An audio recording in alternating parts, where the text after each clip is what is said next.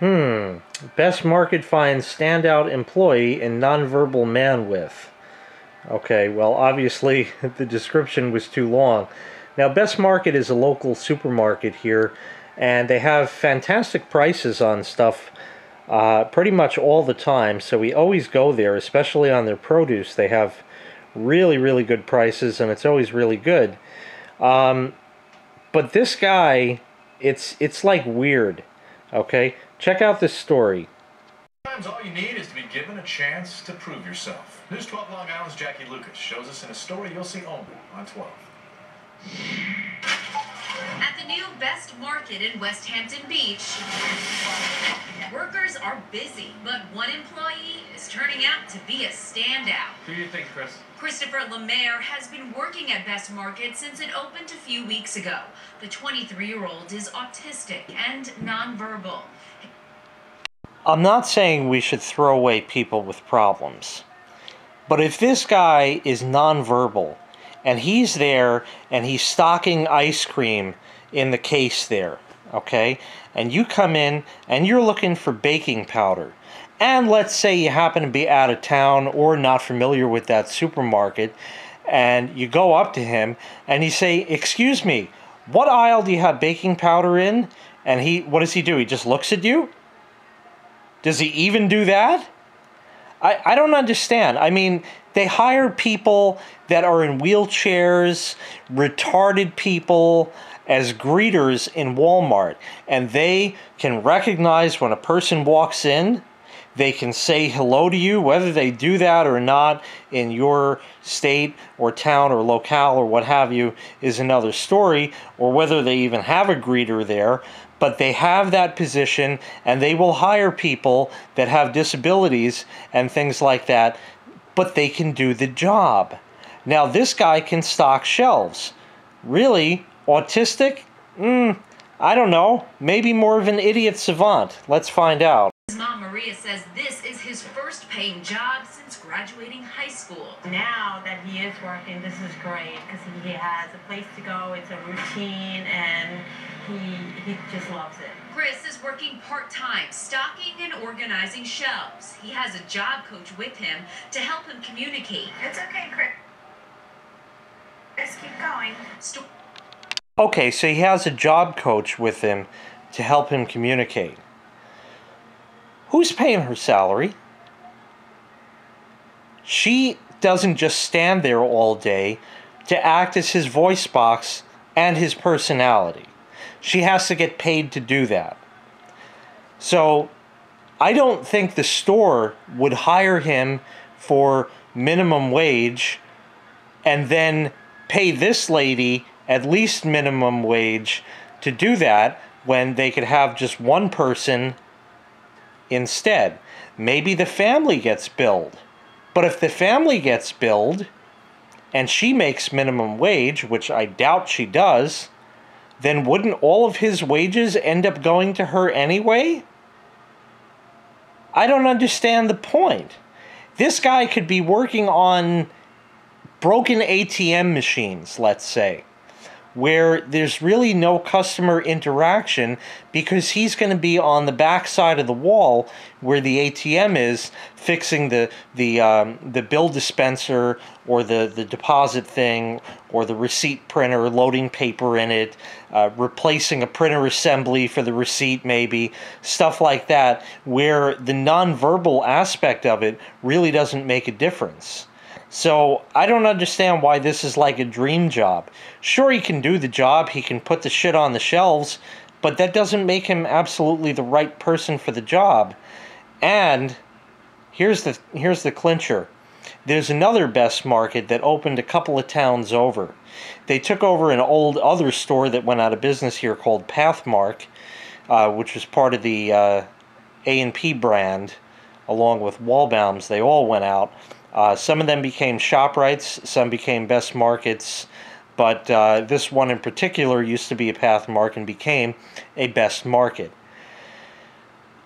That's a big store. The Best Market by me is a little like mom and pop grocery kind of thing.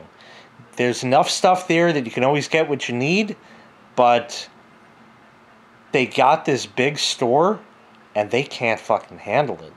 There's nobody around. There's 1 or 2 registers open. And oftentimes they'll have meat and stuff on sale. But I'll go to the meat department and the case is like bare. I don't understand. Are there that many people that are buying meat at the same time on the same day? I've been there on 3 separate occasions. And that meat case has been empty. And I have to go to the best market by me, where if I was out in that area, I figured I'd stop along the way and pick up what I need. But no, I have to go a little bit out of my way to the store by me to get the shit that I needed. They can't handle a bigger store. There's issues with that they have, whether it's internal, whether they don't have enough staff or something like that, I don't know. And then they have this guy. Looks like a regular guy. Like, he looks like the kind of guy, hey, you play video games? Hey, how you doing today? Good, good. You? Nope, nothing. Nothing. He's just there, dressed in the best market garb, and he's completely nonverbal, but all he's there for is his robotic function of stocking shelves. Store manager Jose Colazo couldn't be more impressed. He says Chris always has a smile on his face and is extremely meticulous. He's great at what he does. Great. He knows how to do it and does it consistently. Everything about this job is just tailor-made for him because he loves organizing. He loves restocking, putting things in the right places. Before this job, Chris's mom says it was a struggle to find him work. She says over the past 2 years, they applied to dozens of different jobs, but no one would hire him. Yeah, it was heartbreaking for a while. We applied everywhere. People constantly turned us down. Best Market says it was more than happy to give Chris this opportunity. He gave his mother a kiss there. You saw that? That means there's something working somewhere. This might be a choice. I have my doubts here. Now, I'm not blatantly going out and saying autism is bullshit, but what I am saying is this. Years ago, we didn't have the term autism. And that's a very big umbrella that a lot of people are placed into. I don't feel that to be correct.